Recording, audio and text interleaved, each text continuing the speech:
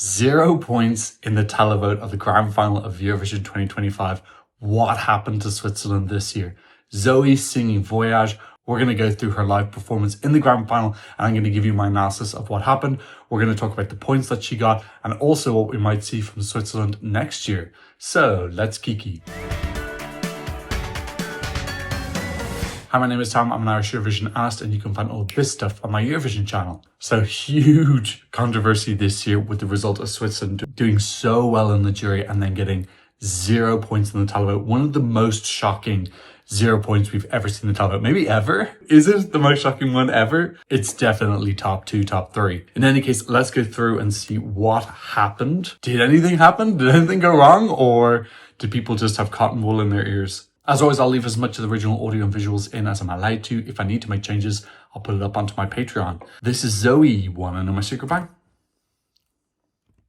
This is my first time watching this live performance back. This was actually an unusual one to watch in the arena because you couldn't really see what was on the screens. We'll talk about that later. I think that is an absolutely stunning opening. It reminds me a little bit of the girl with the pearl earring. Although, I believe the girl with the pearl earring is looking into the camera. She's looking off to the side, but it looks like a Renaissance painting. The tones in it, the fact that there's no kind of modern anything in her hair or in her clothes. Like, this could be a lady from the 14th century, the 8th century. It's totally and utterly timeless. Very intimate, very, very, very subtle and sublime. Small bit of wind on her.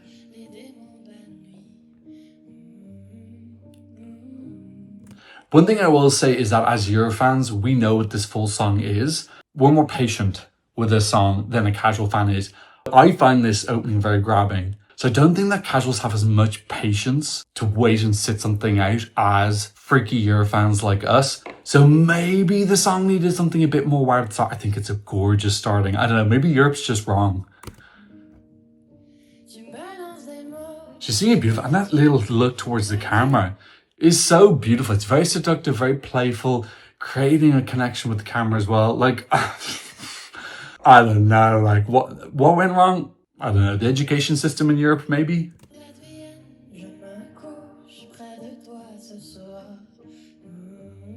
This freehand camera gives a little bit of shakiness as well, makes it feel very raw.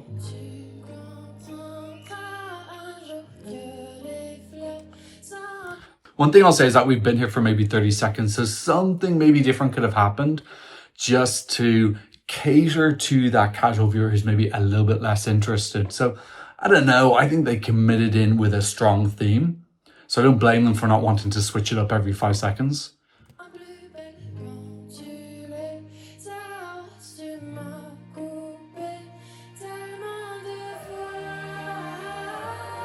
A little bit of wind coming in.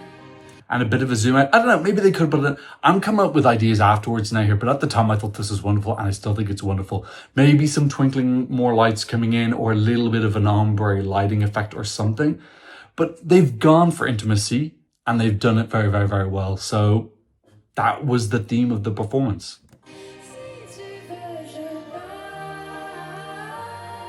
And she's doing a little bit of choreography, but it looks a little bit more natural than it was with Luan. And then this hand coming out, going into the out of focus, which again, I think is just so gorgeous. And this is new. I've never seen this effect done where we're getting this kind of out of focus effect.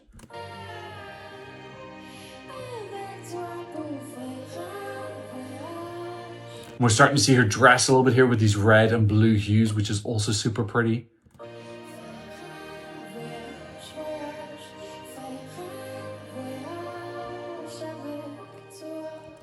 One thing I'll say is maybe this just felt a little bit too choreographed. We're going to compare this to Salvador Sobral afterwards, because why did Salvador Sobral work so well and this didn't?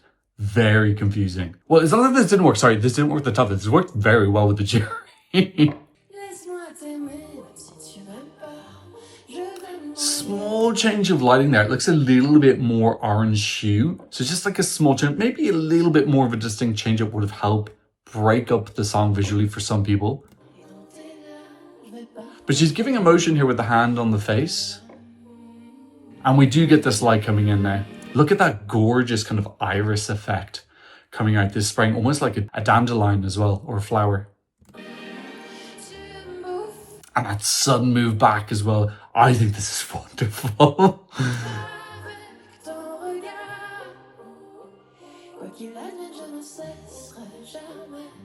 I think that, and then that white light coming in as well. It's just so haunting. And there's mystery and a magical feel to this because it is so freaking super different from everybody else. No one else's staging looks remotely close to this year. Any other previous years? Do you know what? It's got a tiny bit of a Duncan Lawrence feel, but even then we got more panned out shots and we got a little bit more colors in it.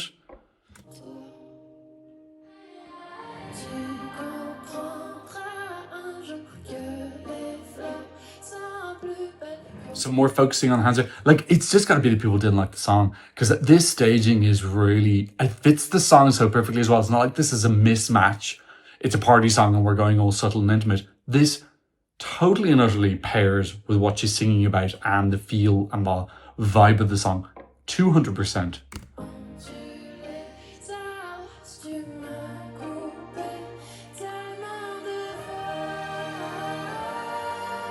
These moments where she goes in the big light, now that might be time for like a sunrise or some flower or some effect to come in. It's still all pure black. I think possibly that's too samey for casuals.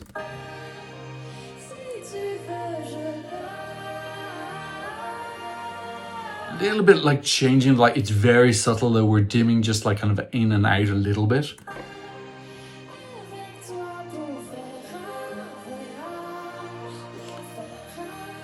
Maybe just a bit too more hands. I like something that's just a little bit more natural. Salvador Sobral was very good at making his handwork seem very natural each time. He didn't do the same thing each performance, which I think he was quite conscious of, because sometimes he'd pretend to play the violin, sometimes he'd do more stuff with his hands, but I think he tried to be in the moment each time and make it feel unrehearsed. The little bit of the hand stuff is maybe like, come on, this is such a tiny nitpick.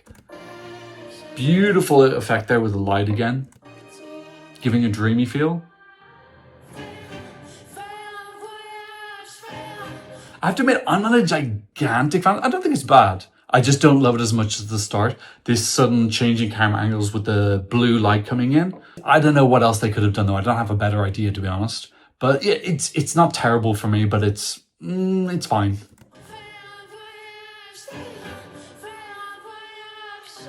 It just looks a tiny bit messy at some points. I think you can see a camera person there for a split second. Yeah, you can see in the bottom left corner, you can see the lighting of someone. Like, come on, that's not again, and this is super nitpicky. And then there's just some elements that looks like the cameraman's lost their place. So maybe not fully purposeful, like they missed a mark, that bit where they're staring at the audience and shaking a bit.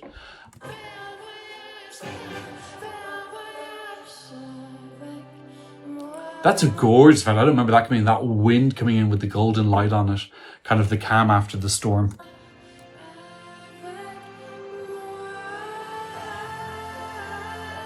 And this, that is freaking magical. What a magical moment. This slow pan out to the audience, all of us having our lights on. And this reflection of the lights on the stage as well.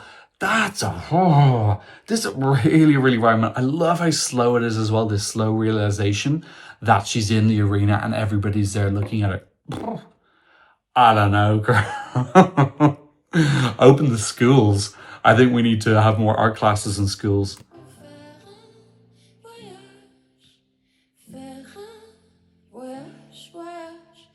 Now, one thing I'll say is you can hear the audience singing in a little bit now. I wonder, is that one of the things that's different between her and Amar Polish from Salvador Sobral, is that you could see the audience more and you could hear them. I remember halfway through Salvador's performance, there's this sudden spontaneous cheer.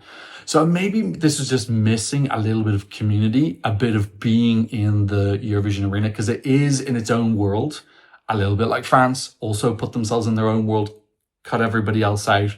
And then we just see this bit at the end. I don't know, maybe it would have made no difference. Maybe it was just the song and people found it too sleepy, snoozy for Eurovision. A lot of people tune into Eurovision for a party. They're there for a party, they're there for fun. A lot of casuals, whereas I think a lot more Euro fans are there for the full experience of lots of different songs.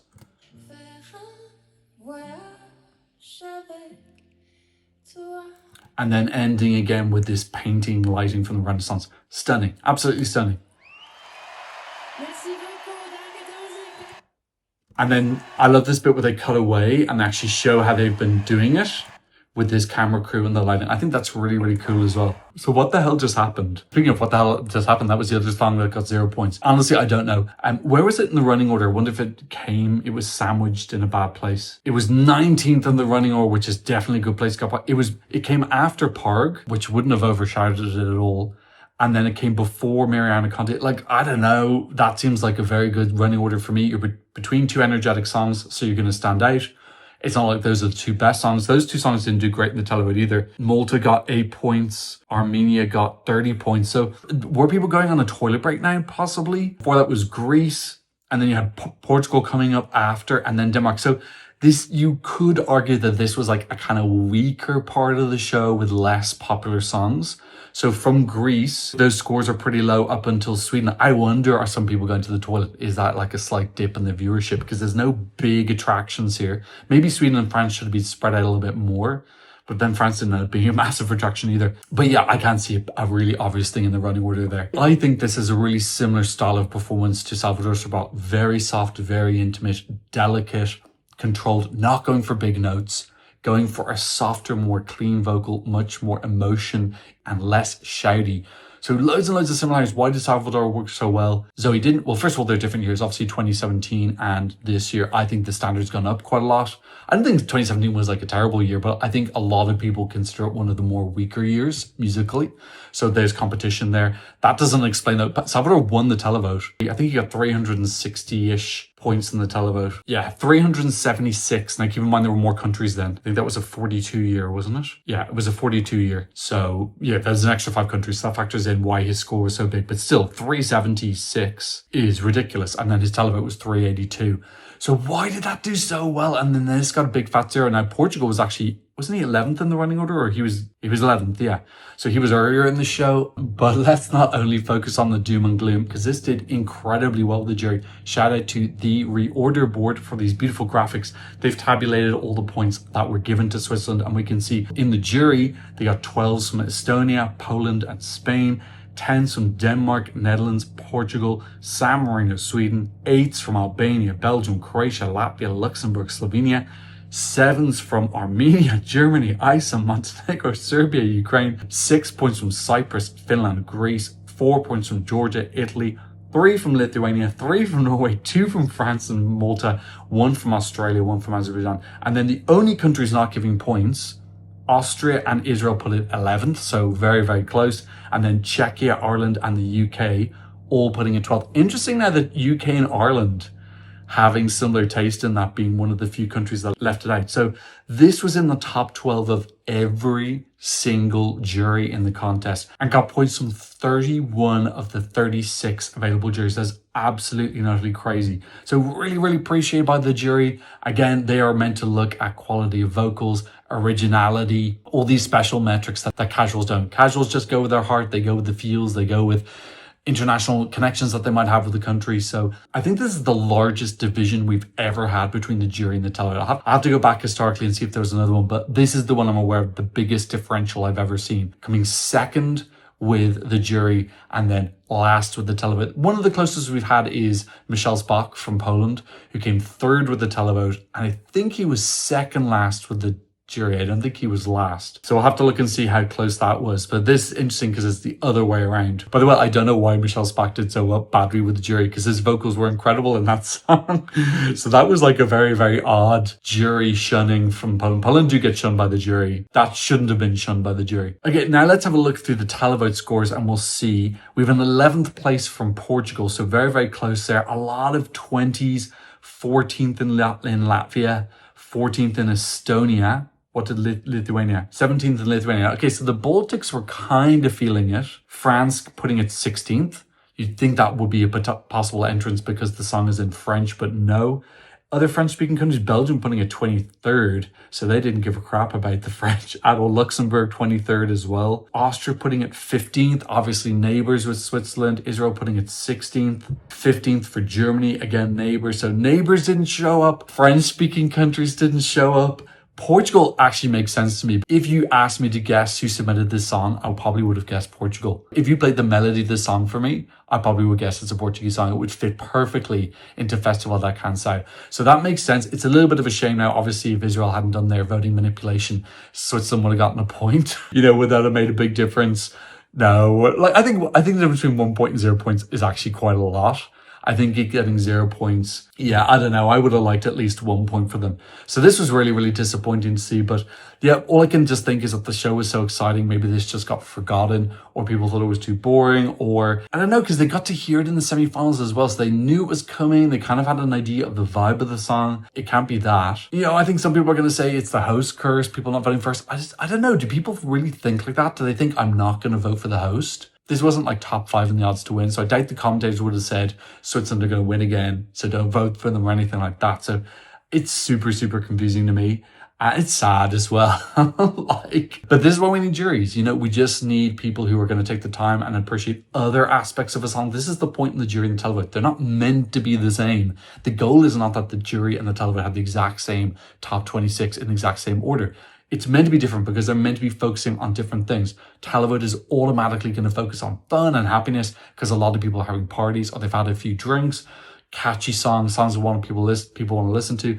And then the jury are there to appreciate songs with great vocals. Songs like this have a lot of creativity, but just aren't that bam, wow, thank you, ma'am. I do want songs like Voyage in the contest. I think this is super, super elegant, so different and unique. In hindsight, this wouldn't have qualified from the semi-final. I thought that it would have, but these results, I don't think anyone's ever gotten 0 points in the final that would have qualified. 0 points is usually for automatic qualifiers. And of course, Switzerland was an automatic qualifier this year, but it's pretty much always, I'm trying to think of it as a 0-pointer because it's hard to make the final if you've got absolutely no support. The closest thing would have been Azerbaijan, Nadir, Fade to Black, who got 0 points in the televote in his semi-final, and they got 3 points in the final. I think it was from Georgia. So there were neighbourly points. If you get 0 points in the final, we can assume that you would not have gotten enough points in a televote-only semi-final to qualify. If there were juries in the semi-final, obviously this would have qualified definitely. So that's very disappointing to see, but then also you can understand why did Switzerland choose this year. It's actually kind of genius. In case you don't know, this song was second to Nemo in the selection for 2024. Nemo won the selection, Zoe came second, then they won the contest, and then they probably just said, we're going to save ourselves a ton of money. Let's use Zoe, which is a song that might be risky in a televote any semi-final, which it was. It ended up being risky, but is perfect for the final. Shows off our country in a really cool way. Has a totally different vibe. And ended up getting them a 9th place finish. Keep in mind, this incredible jury score, 214 points coming second, 0 points in the televote. Overall put them, I think it was 9th, was it? 9th or 10th? Oh, maybe it was 10th because Ukraine came 9th. Yeah, they came 10th. Top 10 while hosting. Wonderful. Now, obviously, you'd like a little bit more of a televote points, even just like 5 or something would do, but all the Euro fans are going to remember the 0 points. Casuals aren't. When it shows up in the results that they came 10th, non-Euro fans won't remember the 0 points. We will, though. We're going to remember this from a long time. The other possibility is that people like the song, but then just didn't vote for it. I think there are certain demographics who are more likely to vote than others. And I also think there are certain demographics who will vote more times for a song than others. That's a possibility as well. Okay, future Tom here. Let's take a look on Twitter and see what did casuals think about this. Thank you to everyone who left me comments on Twitter. I'll read out as many of them as I can. Jay says, my brother apparently got emotional and asked my dad to vote for it 5 times. This is the same brother who called something else cheeks. He's definitely got layers. They loved her outfit and thought the staging and the song were beautiful. They were very surprised when it got 0 and they wanted it to win as they thought it was a break from all the weird entries and was genuine music. But did they vote for it? 1 did. Our personal ranking from Germany, it came 4th. One of the very few songs where everyone was quiet and fully listened to the song, especially in the last part when the audience and the storm, everyone enjoyed it a lot. They were shocked about the 0. It was one of my dad's favourites. He remembered it at least, which can't be said for a lot of the other songs, but he didn't vote for it. Generally one of their favourites, they thought it was really good, and my mum even downloaded the song afterwards. They were shocked at the 0 points. She didn't vote for it though. My parents thought, as me, that this is one of the best songs of the final and were totally shocked by the jury televote discrepancy. Beautiful, a breath of fresh air, glorious and clever camera work, cozy. Absolute shocker that they got 0 points. I've got a crackpot theory that the Swiss agreed with the EBU to sacrifice their points to save us from a different winner. Realistically, they're not going to take all your points. especially since Austria ended up winning by 70 or 80 points in the end. They didn't need to suck up all of them. One had as a number one, others thought it was boring. Both of us who liked it voted for us. Thought it was lovely, but honestly weren't as charmed by it as I was. None of us voted for it though. My thought process was that the jury will carry it far anyway, and they did, but I didn't expect that 0. I was clearly in an echo chamber, but my friends and family all had Voyage in their top 5, so while watching it we were shocked at the 0 points. My grandma loved it and claims to have spent 10 of her votes in it, so I don't even know. That's pretty good. I love this granny voting 10 times, that's kind of epic. My friends thought it was boring when we watched the semi-final. My parents, 5-year-old daughter, and me all of the song. My parents thought the performance, however, let it down. They said it was chaotic, messy, and like they were showing a video instead of it being live in the arena, and that the song was lost on the distracting presentation. I wonder if that was particularly the storm part. They found it boring. Watched it with my brother and he got emotional and thought it was fantastic. Both me and him voted for it. Me 5 times, him 3. My friends and family all said it's beautiful, but very boring for a person who's watching for the first time. Keep in mind, some people don't watch the semi-finals. I wonder if people watched the semi-finals were more warm to this because they knew what was coming. They thought it was boring. They said it had no staging. Most of them ranked it low. I had a local friend that said he could see it winning. Every single one of my friends and family who I got to listen to Eurovision had this in their top 3 and thought Switzerland could win again. Only 3 of them voted, but they all voted for her, and so did I. I watched with a group of Americans who are very casual. Every one of them had it as their winner, but I'm assuming they didn't vote. My oldest brother and my mother both liked it, with the latter even declaring it as her fave alongside Greece. Needless to say, they were both disappointed by the 0 points. Made a poll with friends with all the songs and ended number 1. The only song in everyone's top 10 really shocked was 0. My mum loved it, said the song was beautiful and the camera work was done really well. It was in her top 10, but she didn't vote for it. I think she preferred France when it came to ballads. Did France squash this a little bit? Potentially, although France didn't get a huge score, but it might have taken a lot of its points. Or it could have been that they split the vote and then both of them suffered. They liked it, but it was not enough to move them and want to vote for it. Can't remember what they thought of it, which I think says quite a lot. I think everyone found it beautiful, song and staging, but it was outside everyone's top 10. Now that's something I admit to. I love this song as well, but it's not my top 10 this year. I still love and respect it, but I didn't throw in any votes either. So was it a bit of just being something that a lot of people liked, but not enough people loved to vote? Group definitely went more for the more up-tempo songs, just not catchy and fun enough, I think. I think I was the only one actually voting and went German and Erica. Honestly, no one said anything except gasp and be surprised by how it came together when the camera actually worked properly. We all loved it and it was in our collective top 10. Again, just not in the top 3 though. My mum thought it was fine but boring and my dad hated it. It was okay, nothing to go and jump for joy over. Found it boring. My mum, about 8 times during the performance while I was struggling not to cry, no, I don't like this. Yeah, it's really annoying when someone's ragging on a performance that you're living for. I had that happen to me this year as well. My family was divided. Some quite liked it, some were completely indifferent. Those who liked it weren't very impressed with how the staging was handled. 0 points was still a big surprise. My casual friends here in Slovenia liked it, but said the camera angles were too dramatic. So maybe too much isolation from the audience in the arena.